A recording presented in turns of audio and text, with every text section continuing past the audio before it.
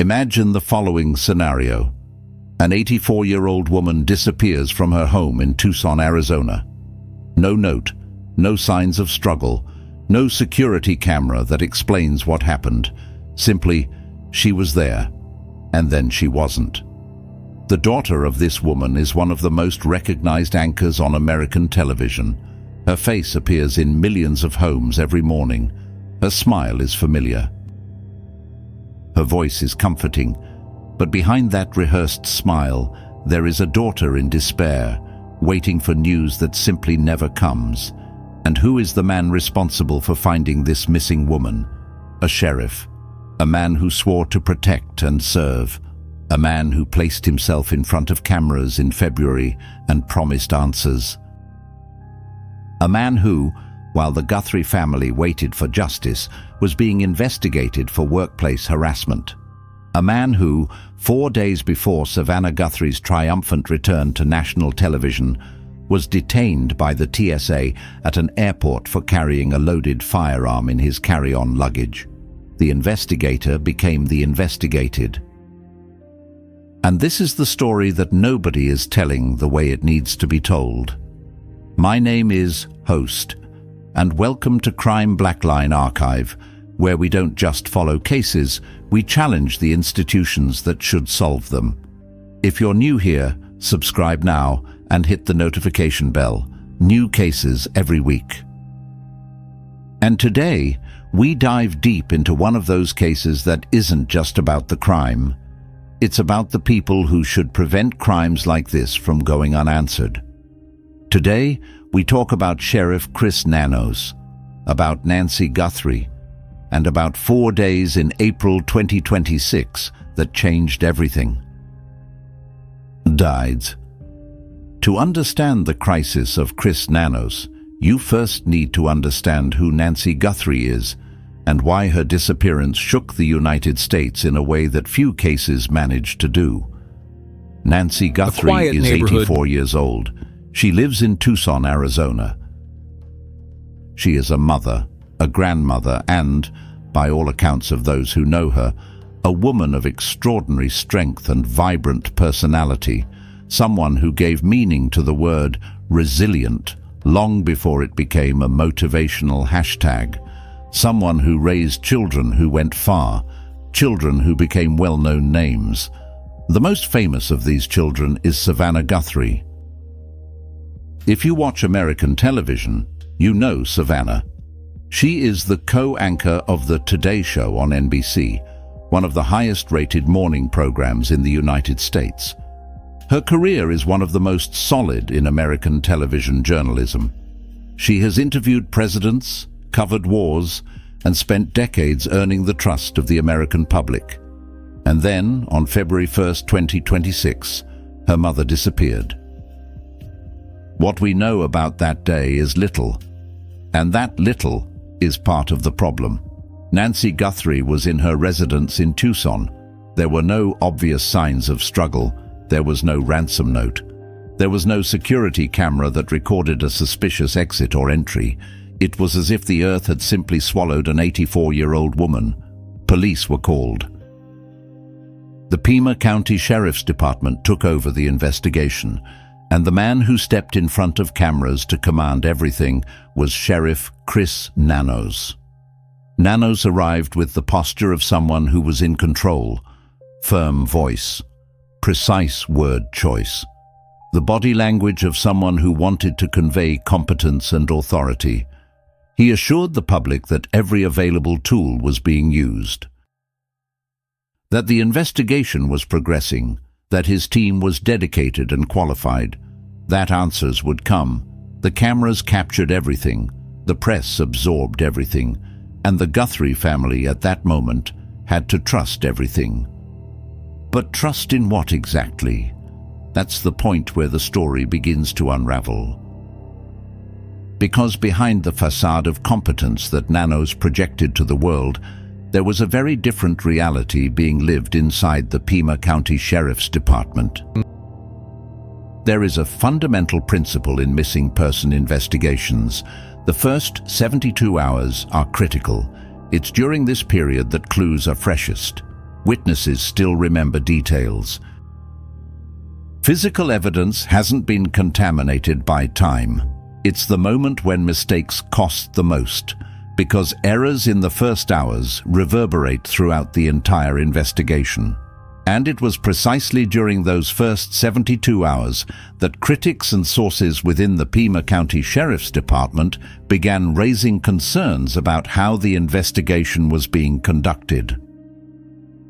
On March 3, 2026, 1 month after Nancy's disappearance, investigators began hearing testimonies from individuals with knowledge of the department's early response. What these sources described, according to reporting on the case, were concerns about the initial investigative approach. Retired Pima County SWAT Commander Bob Kager, a veteran with decades of experience managing complex investigations, publicly expressed concerns about the direction of the Nancy Guthrie investigation. Kager's statement carried weight. He was not a disgruntled employee, but a respected figure within law enforcement who had managed high-risk situations throughout his career. The Pima County Deputies Organization, representing approximately 300 deputies who work directly under Nanos, took the unprecedented step of voting no confidence in their sheriff. This wasn't merely a statement of dissatisfaction. It was a formal declaration that those who work under his leadership had lost confidence in his ability to lead. When veterans and rank-and-file officers speak publicly against their own leadership, it signals that something fundamental has broken down. The question became, what was it? April 3, 2026. While Nancy Guthrie remained missing, 2 months after her disappearance, an independent firm hired by Pima County released the results of an investigation it had conducted into a workplace harassment complaint against Chris Nanos. The investigation had been triggered by a formal complaint. An independent firm was hired precisely to ensure impartiality, so the process couldn't be accused of being an internal witch hunt or a political operation.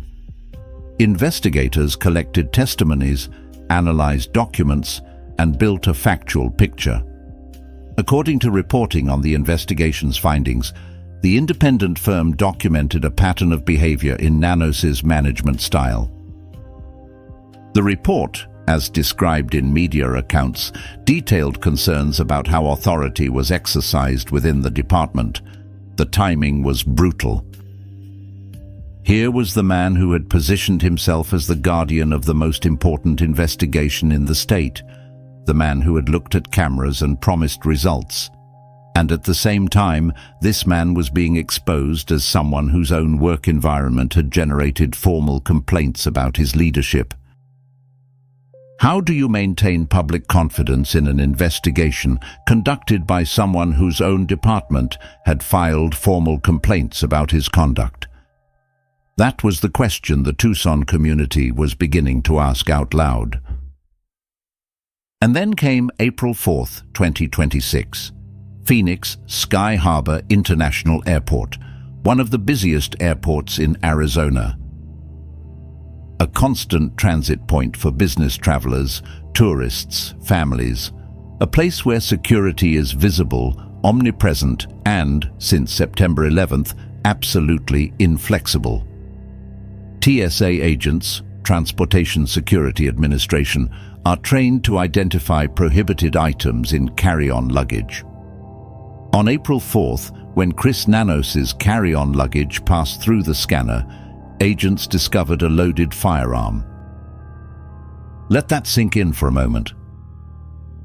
The sheriff of Pima County, the man responsible for law enforcement in one of Arizona's largest jurisdictions, the man leading the investigation into the disappearance of Savannah Guthrie's mother, the man who had spent 2 months positioning himself as the symbol of order and law, had checked in at an airport, gotten to the security line, placed his carry-on luggage on the X-ray machine's conveyor belt, and at no point remembered that he was carrying a loaded firearm. This is not a minor infraction, Transporting a loaded firearm in carry-on luggage without proper documentation and authorization is a federal violation. And when you are a law enforcement officer, when your entire professional identity is built on the enforcement of laws, that violation carries a symbolic weight that goes far beyond the legal penalty. The irony was suffocating. Here was a man who had stood in front of cameras talking about the importance of following protocols, of investigating properly, of maintaining standards. A man whose department was being criticized for investigative decisions in the Nancy Guthrie case. And that same man had failed to follow one of the most basic protocols that anyone with a firearm must know: checking what you're carrying before entering an airport. The TSA detained Nanos. The situation was processed, and Chris Nanos, once again, had to respond publicly for his actions.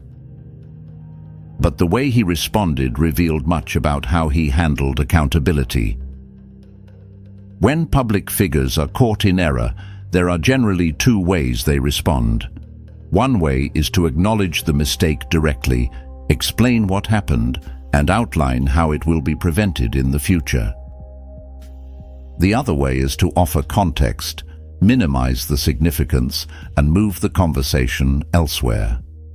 Nanos' response to the TSA incident followed the second pattern. He characterized the incident as an oversight, a word that carries a light, almost accidental quality. As if carrying a loaded firearm into an airport security checkpoint were the equivalent of forgetting to unbuckle your seatbelt when you get out of the car. A small detail lost in the rush of the day, but critics and observers noted something different. Bringing a loaded firearm to the security checkpoint of an airport is not the type of thing that happens because you were distracted thinking about something else. There are multiple physical steps between storing a firearm and arriving at the security checkpoint. You have to check in. You have to get in line. You have to place your luggage on the conveyor belt. At multiple points in that process, a person thinking about what they're carrying would have noticed the problem. The fact that Nanos didn't notice, according to critics, raised questions about his state of mind at that moment, about the level of attention he was dedicating to his responsibilities, about whether a man managing multiple crises simultaneously was fully present for any of them. Chateau. While all of this was happening around Chris Nanos, there was a woman in New York trying to keep her professional life intact, while her personal life was in pieces. Savannah Guthrie had been absent from the Today Show for 2 months. In a career that is built on constant presence, on consistency, on being the face viewers expect to see every morning, 2 months is an eternity. It's a vacuum that everyone notices, that everyone asks about. But what do you do when your mother disappears? There is no right answer to that. There is no protocol. There is no manual. You're simply existing in a space between hope and despair, trying to function as a human being while part of you is completely paralyzed by uncertainty. Imagine waking up every day not knowing whether your mother is alive or dead, not knowing if she is suffering or if she is at peace, not having an answer to the most fundamental question you can ask about someone you love: where is she? And imagine, at the same time, that the man responsible for answering that question is managing his own crises, that while you wait for news about your mother, the leader of the investigation is being investigated for harassment, is being detained at an airport with a loaded firearm, is being questioned by his own subordinates.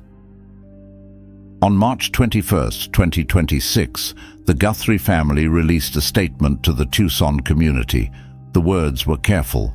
They thanked law enforcement for their efforts. They acknowledged the work of investigators. But beneath those polite and controlled words, there was a truth everyone could feel. 2 months had passed. Nancy still hadn't been found. And the investigation hadn't produced a real breakthrough, a real arrest, a real resolution. The statement was the language of exhausted patience spoken in a civilized way.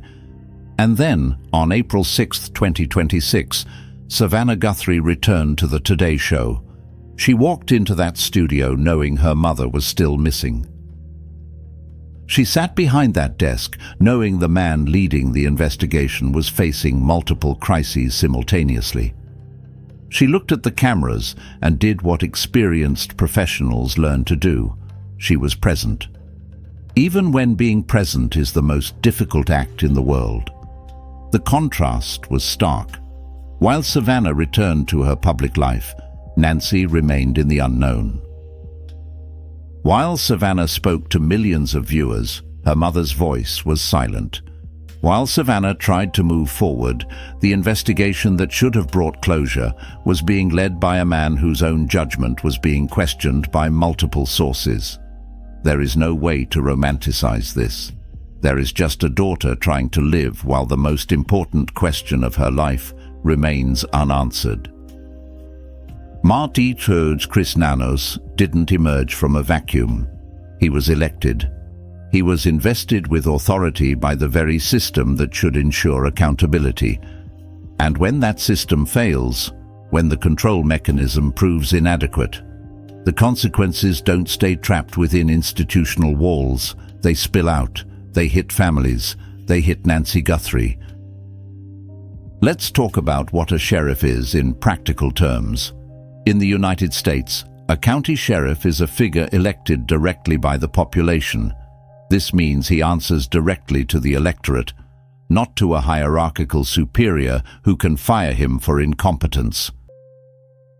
It's one of the few positions in the American criminal justice system where the occupant can only be removed by impeachment, by specific legal process, or by popular vote. This structure has its logic. The idea is that the leader of local law enforcement is accountable to the community he serves, not to a distant bureaucracy. But this structure also creates a problem. When the sheriff loses the confidence of the community and his own agents, but it's not yet time for the election, there are very few mechanisms for course correction. This is why the no confidence vote from the Pima County Deputies organization matters so much. It's one of the few instruments available to formally express that something is wrong, that leadership has failed, without the legal power to force immediate change. Bob Kager, the retired SWAT commander who had expressed public concerns about the investigation, represented an even more specific voice. He wasn't a frustrated rank-and-file agent with management grievances. He was an experienced veteran, someone who had managed real crises, who understood complex investigation, and who was saying, with the authority of decades of experience, that the direction taken by the Nancy Guthrie investigation concerned him. But all of these voices, the deputies, the veterans, the internal sources, could only speak, could only express concern, could only hope that someone with sufficient authority would make a different decision. And while they waited, Nancy Guthrie remained missing. From April 3rd to April 6th, 2026, Chris Nanos lived 4 days that defined, or should have defined, what remains of his career as sheriff. April 3rd. The independent firm releases the results of the harassment investigation. According to media reporting, the investigation documented concerns about Nanos's management style. His credibility, already worn down by criticism of the Nancy Guthrie investigation, takes another hit. April 4th. The TSA discovers a loaded firearm in Nanos's carry-on luggage at Phoenix Airport. The sheriff, who should be completely focused on the most important case of his tenure, the search for an 84-year-old woman, is detained by federal agents for a federal violation. April 5th. Nanos's response to the incident is characterized by critics as minimization rather than direct acknowledgement. The narrative is being constructed. The damage is being assessed. April 6th. Savannah Guthrie returns to the Today Show. And the media world, which was already following the Guthrie case, now has an additional inflection point. The daughter is back, the mother is still missing, and the man who should find the mother is facing multiple simultaneous crises. 4 days. 4 moments that together build a picture that critics argue raises serious questions about Chris Nanos' ability to lead, much less one of the most closely watched missing person investigations in the country. The question was no longer whether Nanos had made mistakes. The question, according to his critics, was whether he still had the credibility and focus to continue leading the investigation. There is a word that appears repeatedly when we examine the case of Chris Nanos: judgment. Judgment is what separates a competent leader from a leader who is just occupying a position. It's the ability to assess complex situations, weigh consequences, make decisions that reflect a deep understanding of the responsibilities involved. It's the thing you need most when you're managing a high-profile missing person investigation in real time, under intense public pressure. According to critics and sources who have spoken publicly about Nanos' leadership, his judgment had been questioned on multiple fronts. At the investigative level, critics pointed to the early decisions made in the Nancy Guthrie case. At the leadership level, his own deputies had voted no confidence in his ability to lead. At the personal level, he had been detained by federal agents for a violation that any law enforcement officer should know to avoid. Each of these issues, in isolation, would raise questions about someone's suitability for a position of authority. Together, they form a pattern that critics argue is far more concerning than the sum of its parts. Because patterns reveal something about how someone operates under pressure.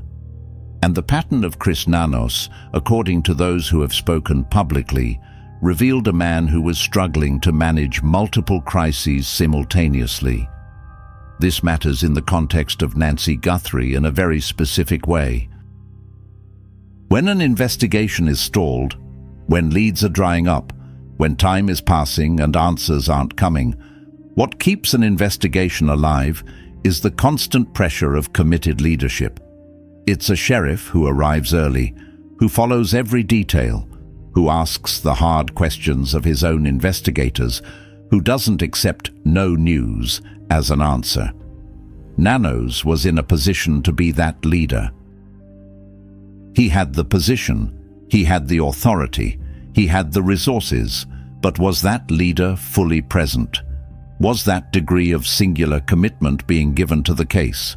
Or was the sheriff of Pima County too consumed by managing his own crises to give the Nancy Guthrie investigation what it needed? These are the questions that critics have raised. And they are questions that deserve serious consideration. Let's be direct about one thing. Nancy Guthrie is not just the mother of a celebrity. She is a person. She is 84 years old. She disappeared from her home. She could be somewhere needing help right now as you watch this video. And her family, Savannah and everyone else who loves her, is living in a state of uncertainty that no words can adequately describe. They deserve an investigation conducted with total commitment. They deserve leadership that isn't divided between managing the case and managing multiple personal crises simultaneously. They deserve an investigator whose judgment is unquestionable, because when you finally arrive at the truth about what happened to Nancy Guthrie, any weakness in the investigative chain can be used to question the conclusions. And this is where the problem with Chris Nanos goes beyond his personal reputation. If the Nancy Guthrie investigation eventually results in arrests, if someone is arrested for her disappearance, the defense will examine every aspect of how the investigation was conducted, every decision made in the first 72 hours, every investigator involved, every chain of custody of evidence.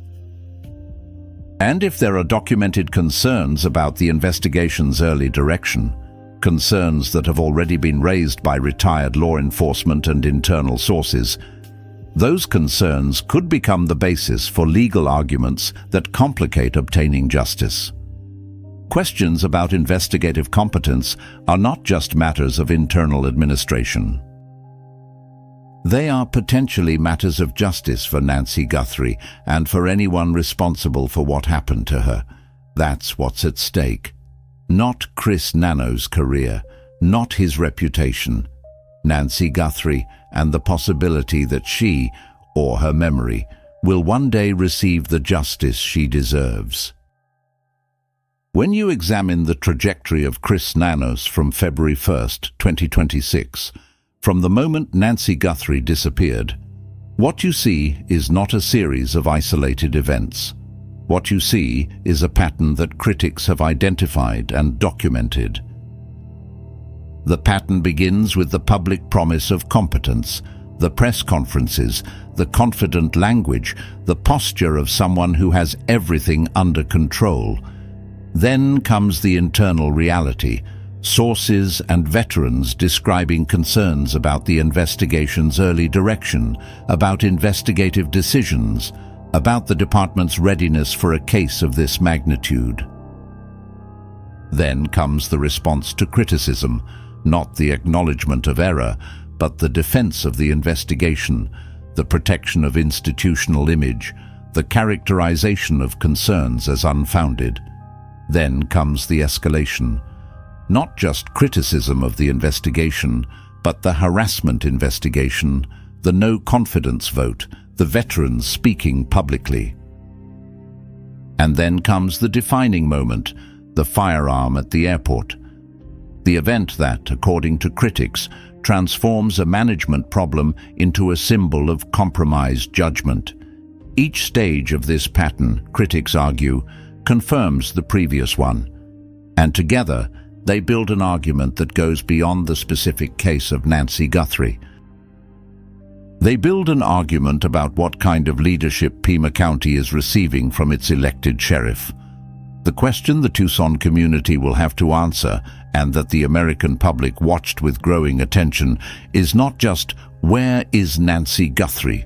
Although that is by far the most important question.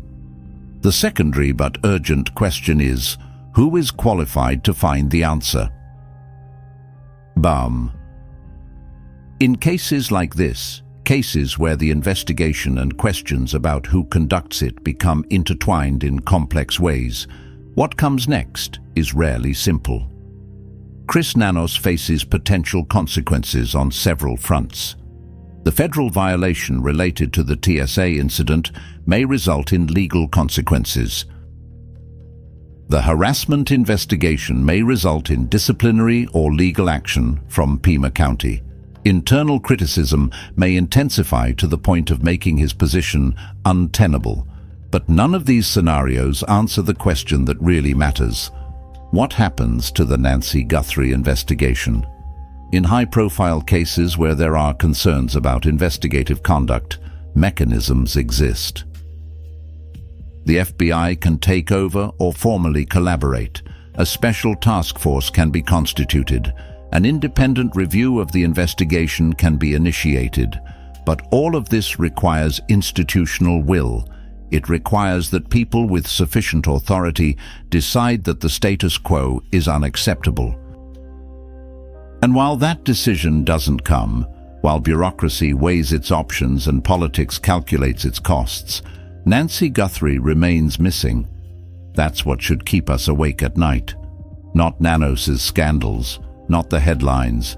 Nancy Guthrie, 84 years old, missing since February 1st, 2026, without an answer. Answer Yuba. For the case of Chris Nanos and the investigation into Nancy Guthrie's disappearance is, in certain respects, unique. Savannah Guthrie's profile, the national attention, the series of simultaneous controversies. But in more fundamental respects, it's a variation of a pattern that repeats with concerning frequency in the American criminal justice system. The pattern of leadership that resists accountability rather than embracing it. The pattern of institutions that prioritize their public image over their internal integrity. The pattern of a system where real accountability, the kind that results in genuine change, is difficult to achieve when the person responsible for a problem also has authority over the mechanisms that could address it. Elected sheriffs are, in theory, accountable to their voters, but elections happen every 4 years, and a lot can happen, or fail to happen, in 4 years. What protects Nancy Guthrie? What protects the next Nancy Guthrie? The next person who disappears and whose investigation is managed by someone whose judgment is questioned? The honest answer is, there is not enough protection. The mechanisms exist on paper, but they function slowly and inconsistently in practice, and families like the Guthrie family are trapped in the gap between what the system promises and what it delivers. This is not a pessimistic conclusion for pessimism's sake. It's an honest conclusion that should motivate the question, what could be different? What would a system of real accountability need to have to ensure that critical investigations don't fall victim to the judgment failures of their leaders? I don't have all the answers to that, but I think the question needs to be asked, repeatedly, publicly, until someone with the power to change things decides that the question deserves a real answer. In the midst of all this story of controversies and institutional failures, it's easy to lose sight of the voices that really matter. Not the voice of Chris Nanos responding to criticism, not the voices of commentators debating the merits of the accusations. The voices that matter are those of the Guthrie family. Savannah Guthrie, who returned to work because life demands that you keep functioning even when your soul is broken, who faces cameras every day knowing that millions of people are thinking about her mother's story while she tries professionally to separate personal life from work, or at least give the appearance that she's managing. The other family members who live in the same uncertainty without the public platform that Savannah has, without the visibility that at least ensures the case continues to be discussed, without the platform that allows them to ask for help so broadly. And Nancy Guthrie herself, a woman who, before becoming the center of a national story about investigative challenges, was simply a person. A mother, a grandmother, someone with a life, with memories, with a physical place in the world from which she was, apparently, removed without leaving clear traces. All the discussion about Chris Nanos, necessary as it is, needs to exist within the larger context that there is a real person behind these headlines. And that the goal of all this analysis should not be just to expose the failures of the system. It should be to pressure it to function the way it should, in a way that gives Nancy Guthrie the best possible chances of being found, and her family the best possible chances of having answers. Untougher.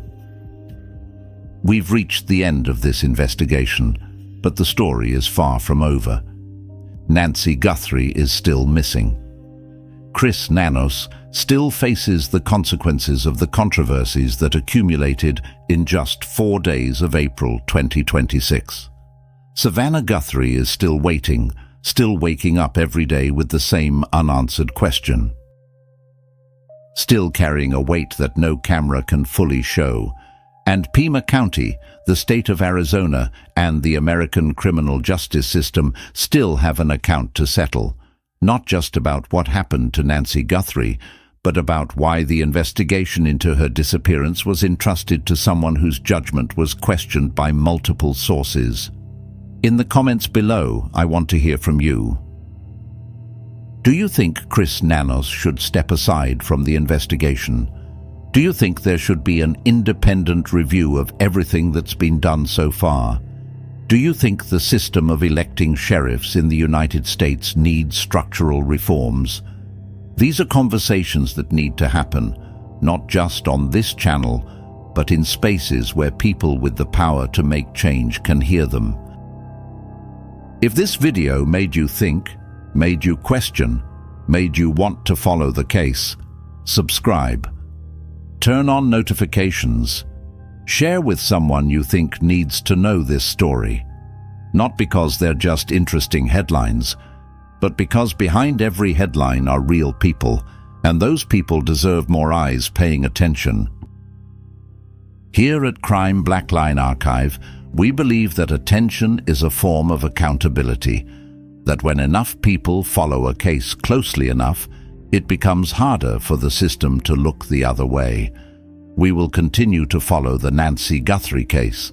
We will continue to follow Chris Nanos. And we will continue to ask the questions that the system would prefer nobody asked. Come back next week. We'll have more Crime Blackline Archive, unlocking the cases that deserve to be remembered.